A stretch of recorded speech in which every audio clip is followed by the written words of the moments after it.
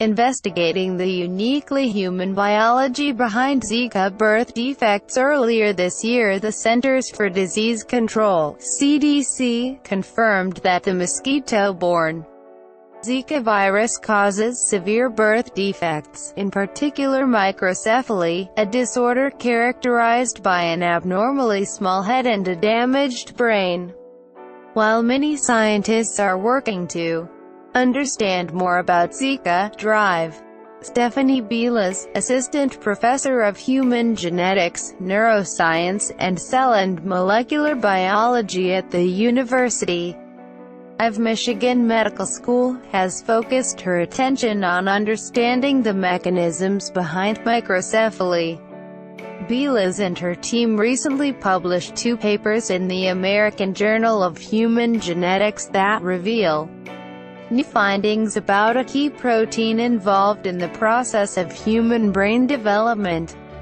Related coverage add lethal suspects for microcephaly in Brazil, with Zika virus at the bottom of the list. Although these studies did not involve Zika-related microcephaly, they may provide clues to how the Zika virus triggers the disorder. Problems in the developing brain drive. Celigera performs physical therapy on an infant born with microcephaly at Altino Ventura Foundation on June 2, 2016, in Recife, Brazil. Mario Tama, Getty Images. Beales is quick to point out that there are 2 main categories of microcephaly, primary and secondary. Primary microcephaly is apparent at birth, or may even be detected in an ultrasound before birth.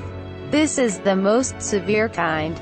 In secondary microcephaly, children look normal at birth, but as they get older, their head circumference does not grow as large as that of their peers. Related coverage. Florida confirms birth defects after mom gets Zika abroad. There are 2 different mechanisms at work for each, said Beales. Primary microcephaly is the kind we are investigating and the one people are looking at with Zika virus infections. Primary microcephaly is the result of altered proliferation and the ability of stem cells to become mature neurons. I think Zika virus is altering those same developmental mechanisms. Human-animal differences. Several studies have shown that primary microcephaly is associated with a disruption of neural stem cells. These cells typically undergo rapid division and proliferation during fetal development. However, if cell division is stunted at this critical time, the brain and head cannot grow to normal size. Beales says that until recently, researchers have had to rely almost exclusively on animal models to understand this process, because it is ethically impossible to study human brain development directly. While animal models provide valuable insight, they don't tell the whole story.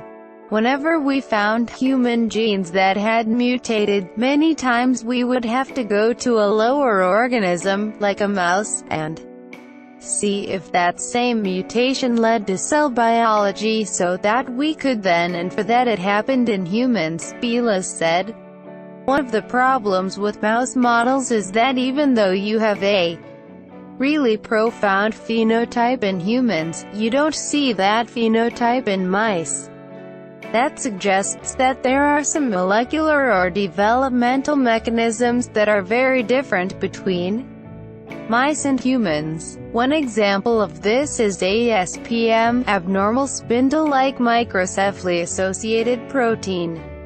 The ASPM gene is the most commonly mutated gene in primary microcephaly in humans and is strongly linked to severe cases.